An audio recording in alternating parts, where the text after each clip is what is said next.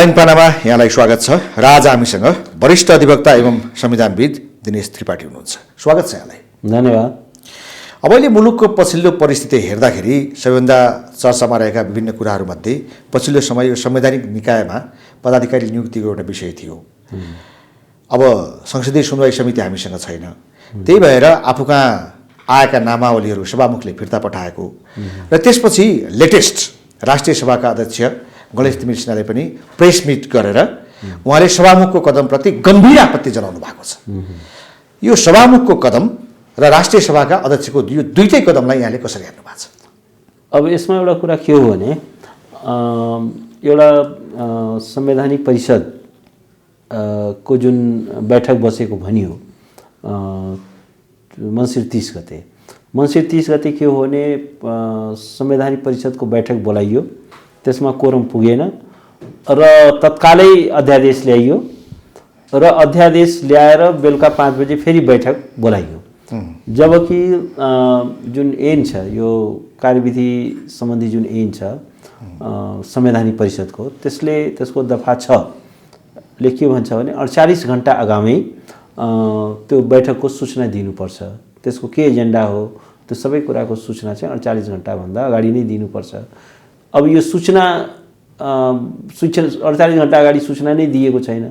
अकस्मात चाहिँ के छ भने अध्यादेश ल्याइयो र अध्यादेश नै असंवैधानिक छ र त्यो असंवैधानिक अध्यादेश त्यो चाहिँ राजपत्रमा पनि छापिएको छैन। फेरि एउटा के छ भने त्यसको पब्लिक एउटा नोटिसमा आउनको लागि पब्लिक जानकारीमा पहिला आउनु पर्यो नि त, त्यसले मान्यता पाउनु पर्यो नि। त त्यो राजपत्रमा पनि छापिन नपाउँदै पब्लिकमा पुग्न नपाउँदै फेरि 5 बजे त्यसको बैठक बोलाइयो। र एउटा कार्य के हो भने अहिलेको यही गणेश तिमिल सिन्हाजी जो राष्ट्रिय सभाको अध्यक्ष हुनुहुन्छ, उहाँले प्रेसमा के भन्नुभयो भने त्यो हामी सबैले याद होला।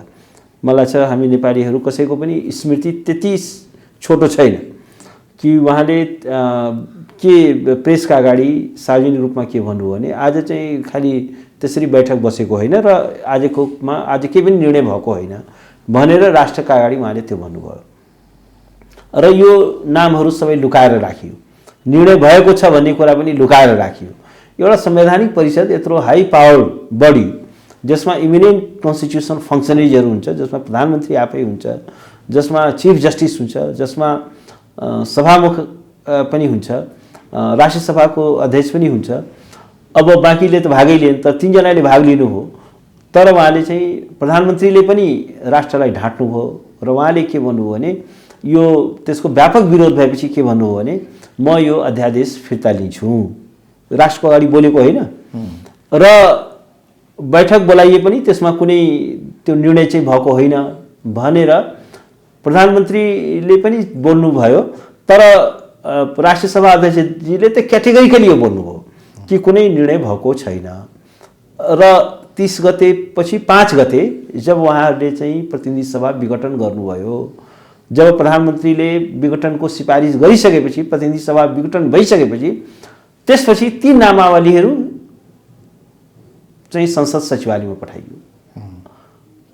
र त्यो नै एउटा जालसाजीपूर्ण छ, त्यो नै एउटा धोखाधडीपूर्ण छ, त्यो नै एउटा कपटपूर्ण छ। पहिलो कुरा त के छ भने राष्ट्रलाई ढाँटिएको छ, अध्यादेश चाहिँ के छ भने फिर्ता लिन्छु भनेर राष्ट्रको अगाडि बोलिएको छ र त्यसै कारणले त्यो समावेदनलाई ब्लक गरिएको छ, त्यो झुठो बोलेर समावेदनलाई ब्लक गरिएको छ। र त्यसपछि बैठकले कुनै निर्णय गरेको छैन भनेर त्यो पनि राष्ट्रलाई ढाँटिएको छ। तर जब प्रतिनिधि सभा भङ्ग भइसक्यो अनि संसद सचिवालयमा ती सबै नामहरू पठाइएको छ। त्यो पठाउनुको के औचित्य छ? उनीहरूले निर्णय गरेको त्यो खेसरा पनि भेटियो, त्यो खेसरा पनि भेटियो, त्यहाँ काटकुट पनि भेटियो र त्यो जुन निर्णय छ त्यो निर्णयमा वास्तवमा अध्यादेशको कुनै उल्लेख पनि छैन। अर्थात् के छ भने त्यो पहिले नै तयार भएको चाहिँ एउटा चाहिँ ड्राफ्ट थियो र जसमा हतार चाहिँ के छ भने सिग्नेचर गराइयो र एउटा त्यो पनि एउटा धोखाधडीको एउटा त्यो राष्ट्रिय धोखाधडीको एउटा गम्भीर नमुना हो, एउटा धेरै ठुलो उदाहरण हो। राज्य यसरी फङ्सन गर्छ भन्ने कुरा चाहिँ के छ भने एउटा सामान्य व्यक्तिले सोच्न पनि सक्दैन। यसरी प्रधानमन्त्रीले यसरी एक्ट गर्छ, राष्ट्रिय सभा अध्यक्षले यसरी एक्ट गर्छ भन्ने कुरा राष्ट्रले सोच्न पनि सक्दैन। र त्यसपछि ती नामहरू संसदमा पठाइयो, पठाइयो र प्रतिनिधि सभा विघटन भइसकेको छ। अब कानुनमा स्पष्ट बन्दोबस्त के छ भने ती पार्लियामेन्टका जुन समितिहरू हुन्छन् त्यो चाहिँ त्यसको कार्यावधि, त्यसको चाहिँ टेनर के हुन्छ भने पार्लियामेन्ट जीवित रहँदासम्म हो। पार्लियामेन्ट चाहिँ के छ भने विघटन भयो या पार्लियामेन्टको चाहिँ के छ भने अब आइपुग्यो 5 वर्षमा, त्यसै पनि पार्लियामेन्ट एक्सपायर गर्छ भने ती चाहिँ त्यसका समितिहरू पनि स्वतः चाहिँ के छ भने अस्तित्वमा रहँदैन। भनेपछि अब चाहिँ के छ भने सभामुखले त्यो पत्र राखेर के गर्ने? त्यो त गलत ठेगानामा आएको चिठी जस्तो हो नि त। सभामुखले उहाँले फिर्ता गर्नु नगर्नुको कुनै अर्थ होइन। त्यही त उहाँ त चाहिँ के छ भने सुनवाई समिति होइन, सभामुख भनेको सुनवाई समिति होइन, त्यो सभामुखले सुनवाई गर्ने पनि होइन। त्यो चाहिँ सुनवाई समितिलाई पत्र डेलिभरै भएको छैन, किनभने त्योभन्दा अगाडि नै विघटित भइसक्यो। जुन बेला पत्र पुग्यो त्यो बेला प्रतिनिधि सभा नै छैन। प्रतिनिधि सभा नभइसकेपछि इप्सो फ्याक्टो स्वतः चाहिँ त्यस अन्तर्गतका सबै समितिहरू त्यसै भङ्ग भयो, त्यसै विघटित भयो, त्यसै अस्तित्वविहीन भयो। भनेपछि अब त्यो चिठी चाहिँ उसलाई पुगेकै छैन, बुझ्नै पाएको छैन। भनेपछि अब सभामुख त खालि के छ भने एउटा हाउसको प्रिजाइडिङ अफिसर हो। सुनवाई समिति भनेको सभामुख होइन, त्यसको फेरि संयोजक अर्कै हुन्छ। त्यसको सुनवाई समितिको अध्यक्ष लक्ष्मणजी हुनुहुन्छ, लक्ष्मणलाल कर्णजी हुनुहुन्छ। भनेपछि अब त्यो सभामुखले फिर्ता गर्नु नगर्नुको अर्थ रहेन। अब त्यो अर्थ अथवा अनर्थ त्यसको मतलबै केही पनि नहुने भएपछि गणेश तिमिल सिन्हाज्यूले चाहिँ किन चाहिँ प्रेस मिट गरेर वक्तव्य जारी गर्नु पर्यो? होइन, तर एउटा के हो भने जस्तो सरकारको तर्फबाट या के जालसाजी हुँदैछ भने कि नियमावलीको 26 मा जुन संसदको संयुक्त समितिको बैठक सञ्चालन सम्बन्धी जुन नियमावली छ त्यसको नियम 26 मा एउटा कुरा के परेको छ भने कि पत्र पाएपछि 45 दिनभित्र चाहिँ निर्णय हुन सकेन भने चाहिँ के छ भने त्यो नियुक्त गर्नलाई बाधा पुग्ने छैन भनेछ। स्वतः नियुक्त हुनेछ या बाधा हुने छैन भनेछ। अब उहाँहरूको चाहिँ बदनियत के देखिन्छ भने एउटा अर्को धोखाधडी र जालसाजी के देखिन्छ भने संविधानको धारा 292 मा क्लियर एउटा बन्दोबस्त के गरेको छ भने कि संवैधानिक परिषदले जुन आयोगका पदाधिकारी सदस्य या इभन सुप्रिम कोर्टका जस्टिसेसहरूको जुन चाहिँ के छ भने नियुक्तिका लागि जुन सिफारिस गर्छ त्यो कब परिपक्व हुन्छ? त्यो सिफारिस परिपक्व हुनलाई चाहिँ संसदीय समितिमा पठाउनु पर्यो। संसदीय समितिले सुनवाई गर्नु पर्यो।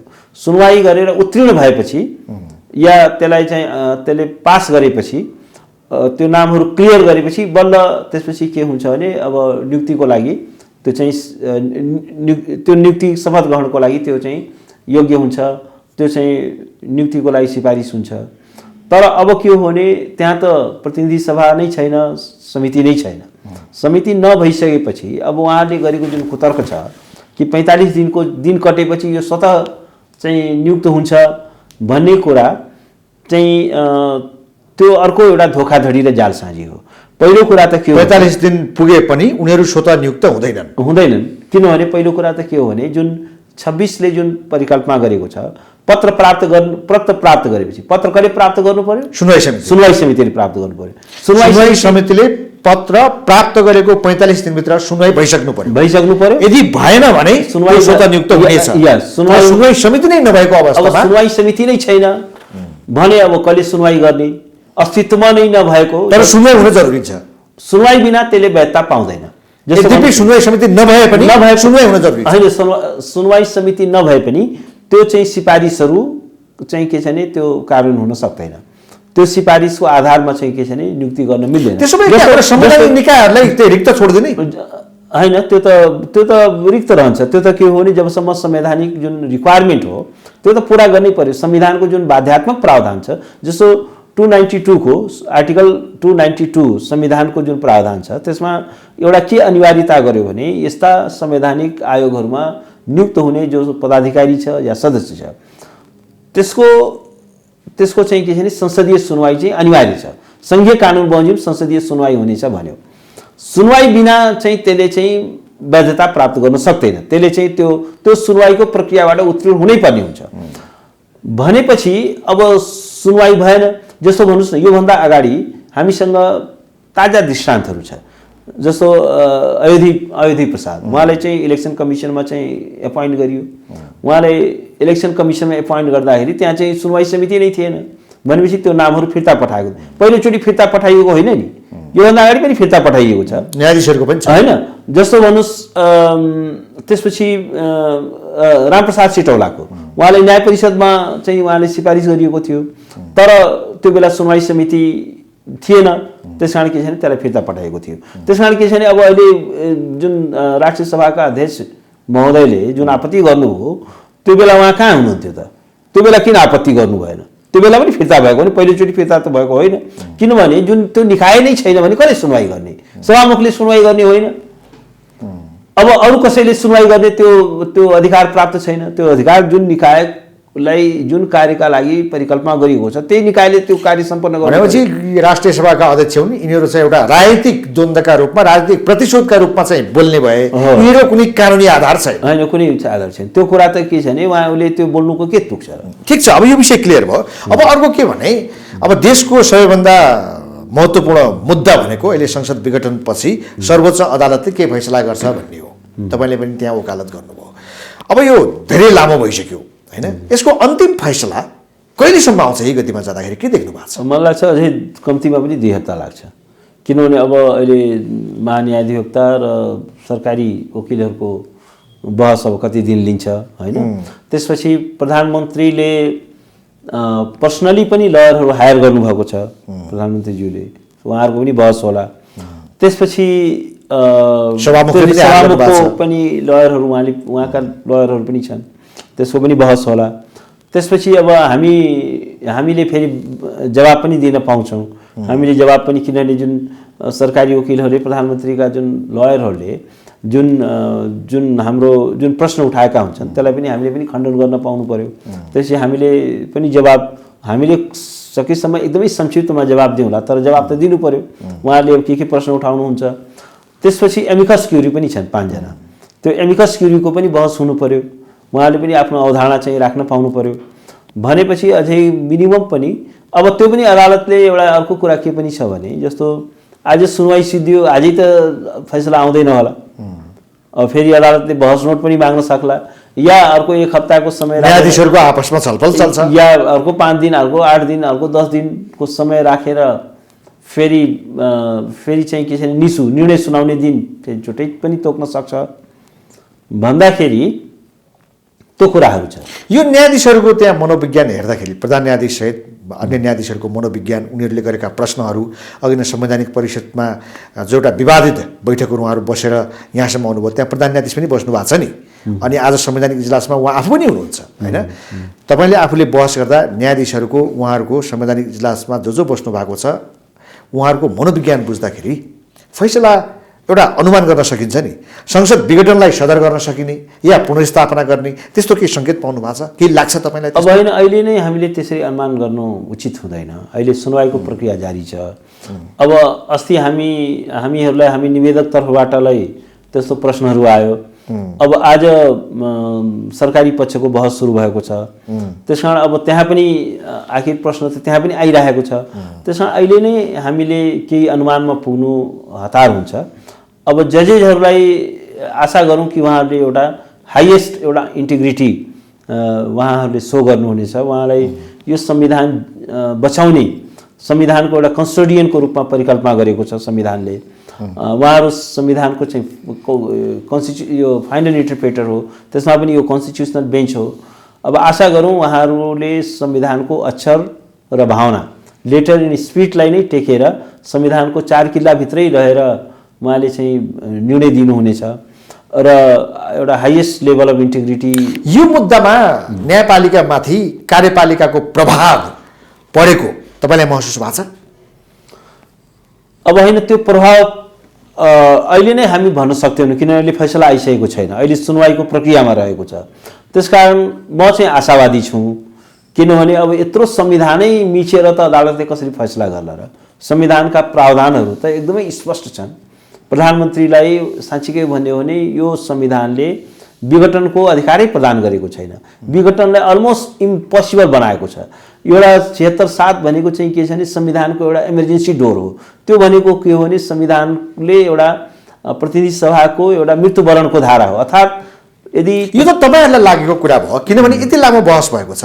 आज सरकार पक्षका तर्फबाट पनि वकिलहरूको त्यहाँ बहस चलिरहेको छ, महाधिवक्ताको कुरा पनि हामी सुनिरहेका छौँ होइन। कानुनका त नौसिङ हुन्छन् भन्छ नि त, आफू अनुकूल व्याख्या भइरहेको छ नि। होइन, अब त्यस्तो होइन। त्यो के हुन्छ भने अब संविधानलाई एउटा गुड फेथमा एउटा चाहिँ, तर हाम्रो संविधानको पालना, यसको लागू गर्ने कार्यान्वयन भन्ने चिज खिलराज रेग्मी आफै प्रधान न्यायाधीश हुँदाखेरि मन्त्री परिषदको अध्यक्ष बन्न जानुहुन्छ भने हाम्रो देशमा कानुनको प्रयोग कसरी हुन्छ भन्ने चिज त हामीलाई प्रश्न थाहा छ त।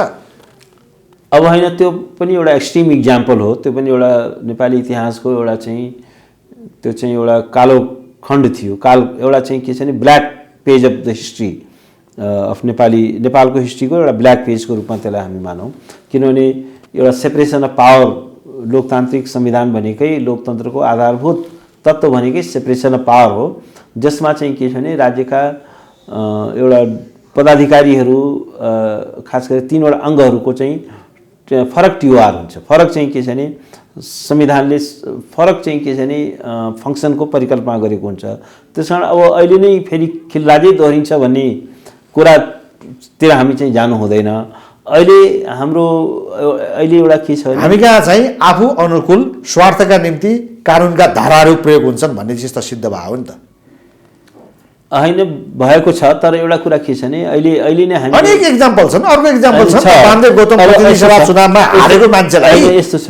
ठिक छ, त्यो कुराहरू धेरै चाहिँ के छ भने हाम्रो संवैधानिक प्रणालीमा धेरै विचलनहरू आएको छ। धेरै त्यो बाबुले संविधानमा अक्षरशः जे कुराहरू लेखिएको छन् सफाट तपाईँ चाहिँ यो कुरा प्रश्न छ कि प्रधानमन्त्रीले संसद विघटन गर्न पाउँदैनन् भनेर जसरी तपाईँ आनन्दसँग भनिरहनु भएको छ, त्यो चिजलाई तपाईँले भने जस्तै गरी सहज रूपमा फैसला आउला त भन्ने चिजमा त दुविधै छ नि।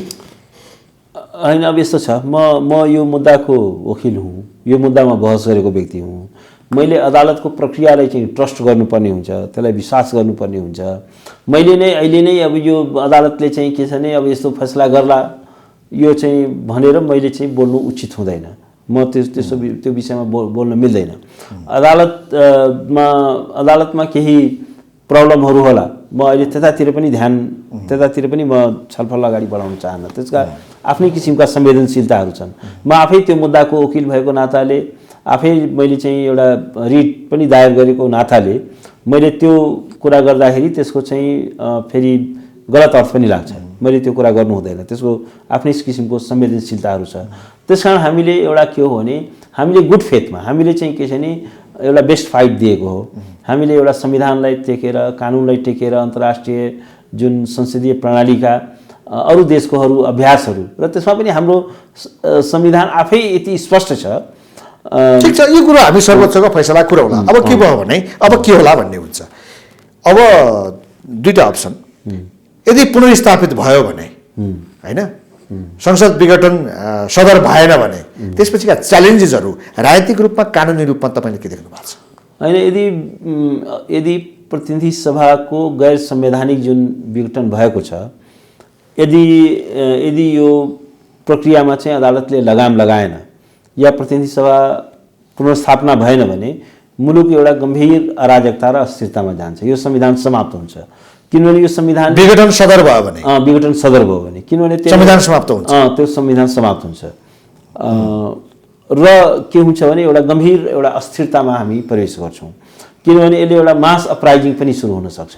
र वास्तवमा के छ भने अदालतले एउटा कन्स्टिट्युसनल क्राइसिसलाई, अस्थिरतालाई बढाउने खालको चाहिँ निर्णय दिने चलन हुँदैन। अब यहाँनिर तपाईँसँग म अझै जवाब खोज्छु।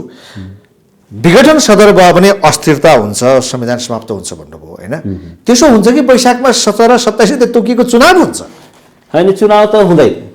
चुनाव गराउने ओलीको कुनै रोडम्याप छैन। उनले जुन व्यक्तिले पावर आफ्नै साथीहरूसँग पावर सेयर गर्न नमानेर प्रतिनिधि सभा विघटन गर्छ, म यो कुर्सी नै भाँचिदिन्छु भनेर प्रधानमन्त्रीले बोलेको होइन।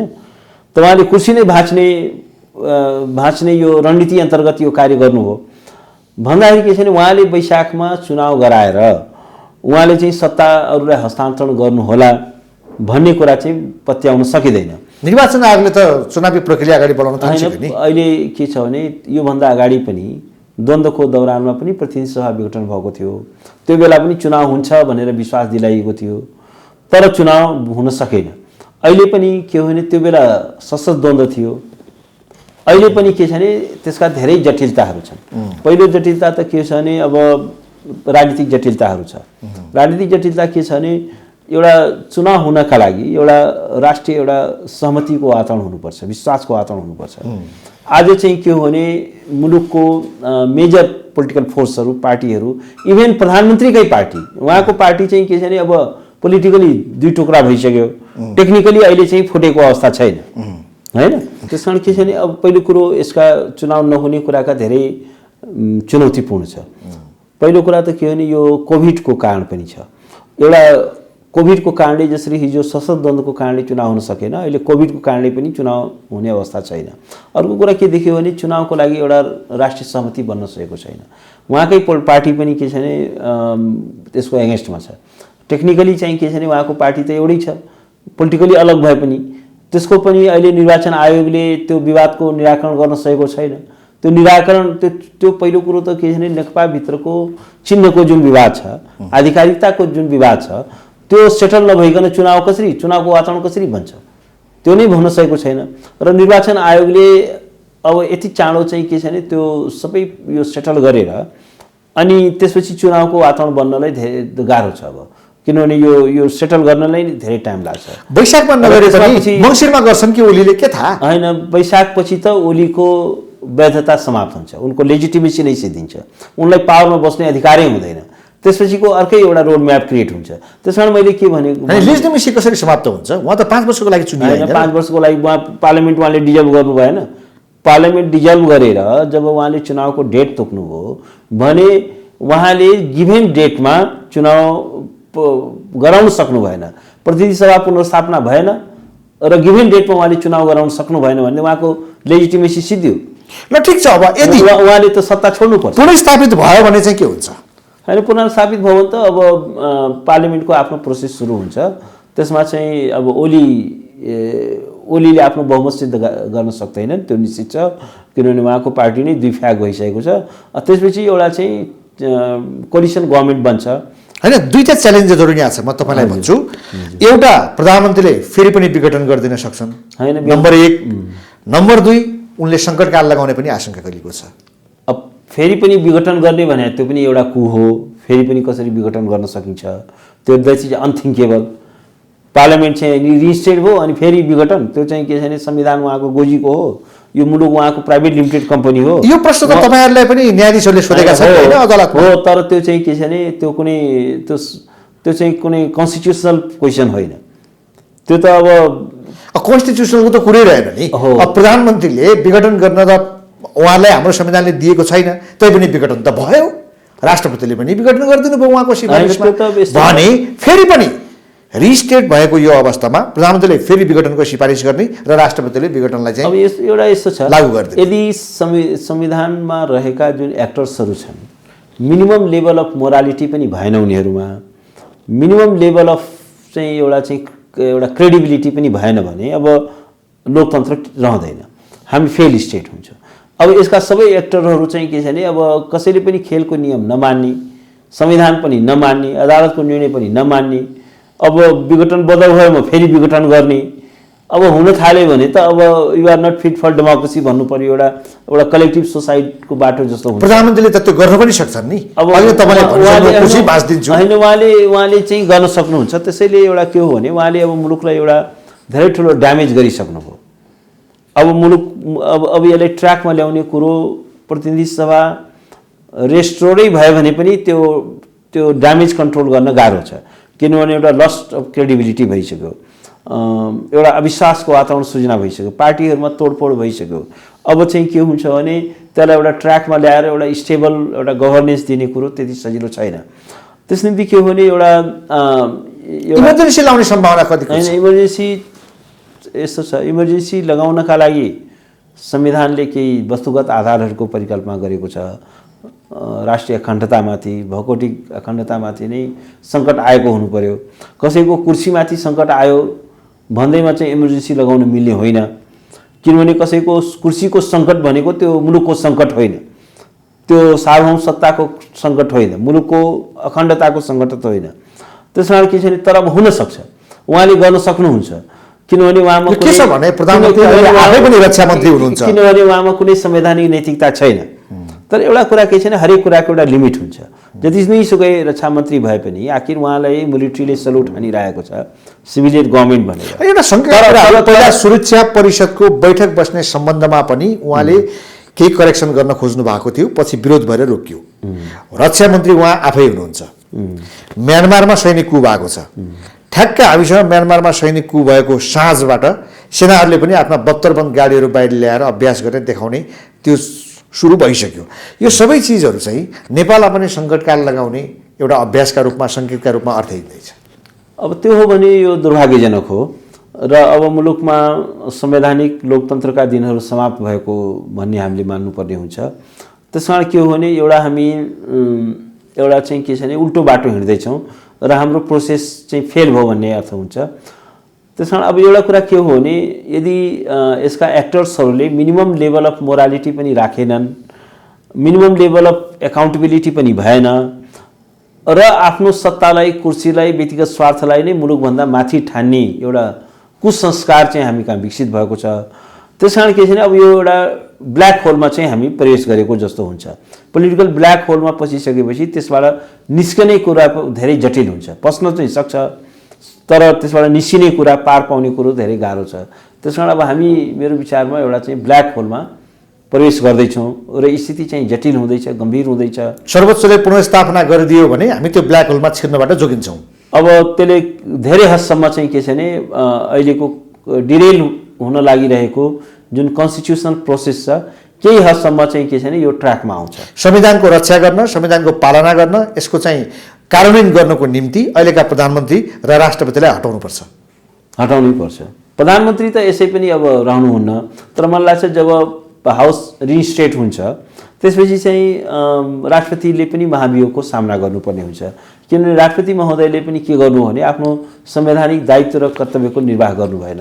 उहाँले चाहिँ के छ भने राष्ट्रपति कार्यालयलाई एउटा पार्टीको चाहिँ एउटा शाखा कार्यालय जस्तो बनाइदिनु हो, त्यसको एउटा सचिवालय जस्तो बनाइदिनु हो। उहाँले चाहिँ के छ भने एउटा इन्डिपेन्डेन्ट एउटा कन्स्टिट्युसनल रोल उहाँले प्ले गर्नु भएन। एउटा कुरा के हुन्छ भने हामी कहाँ संवैधानिक राष्ट्रपति हो, संवैधानिक राष्ट्रपतिको भूमिका के हुन्छ भने यदि सरकारका सिफारिसहरू, मन्त्री परिषदका सिफारिसहरू, प्रधानमन्त्रीका सिफारिसहरू संविधान सम्मत छन् भने त्यो सिफारिसलाई सदर गर्ने हो। अब संविधानलाई एकदमै हत्या गरेर, संविधानलाई चाहिँ इन्क्रोच गरेर, संविधानै मिचेर कुनै सिफारिस ल्याइएको छ भने त्यो सिफारिसलाई सदर गरिनु हुँदैन।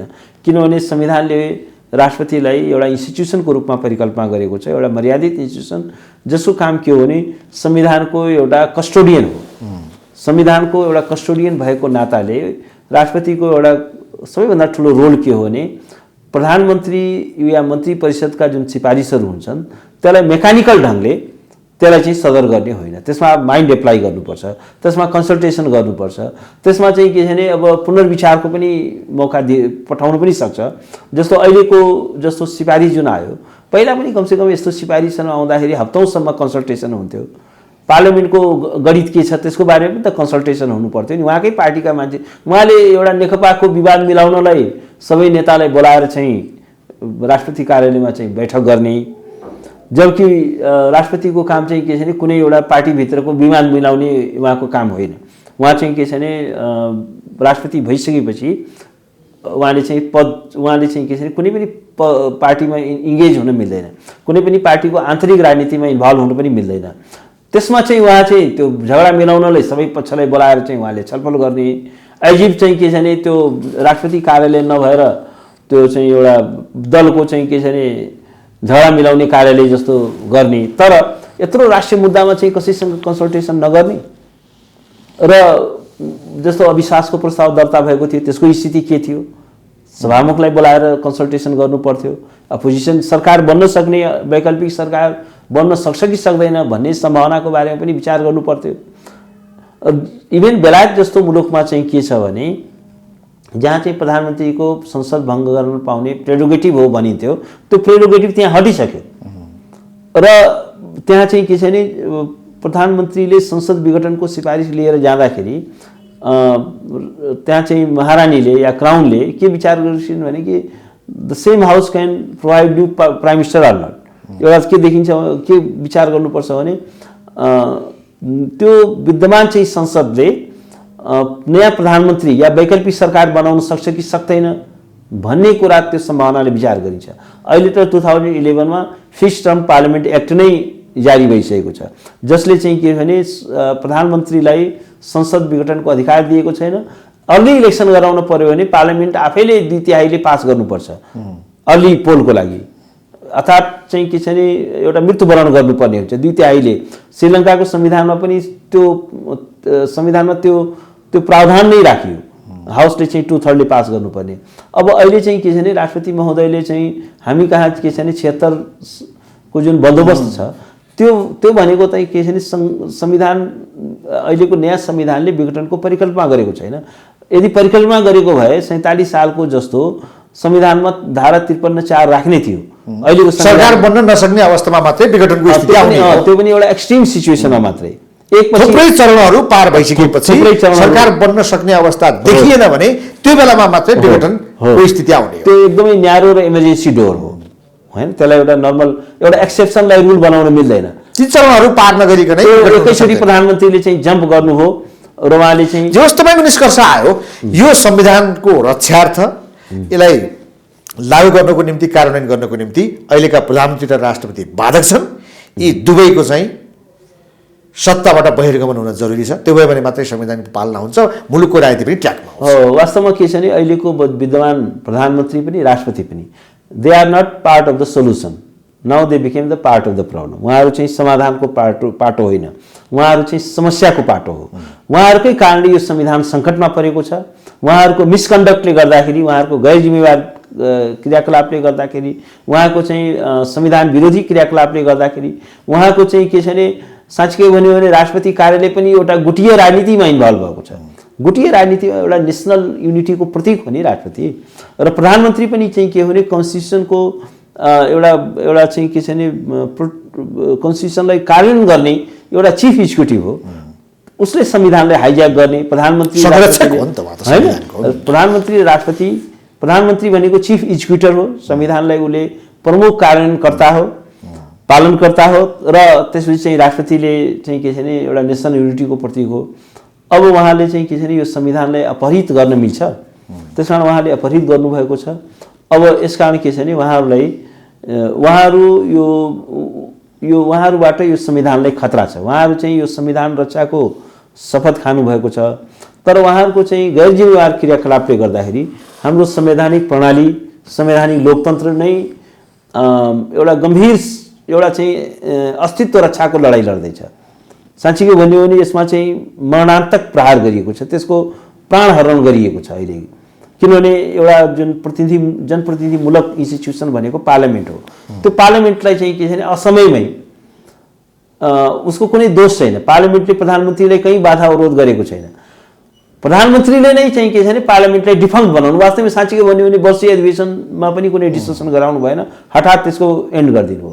अर्को सभामुखलाई थाहै नभइकन अर्को चाहिँ के छ भने अब हाउस बोलाउने बेला हुँदै थियो, त्योभन्दा अगाडि रिजल्भ गरिदिनु हो भनेपछि त अब यो एउटा यो पार्ट अफ द यो क्राइसिस म्यानेजर नभएर क्राइसिस चाहिँ जन्माउने। ठिक छ, अब भनेपछि सर्वोच्च अदालतको अन्तिम फैसला आउन तपाईँको भनाइअनुसार अझै 2 हप्तासम्म लाग्न सक्छ। त्यो फैसला नआउन्जेल अन्यल यस्तै हो। हेर्दै जाउँ, समय दिनुभयो, थ्याङ्क यू भेरी मच। धन्यवाद।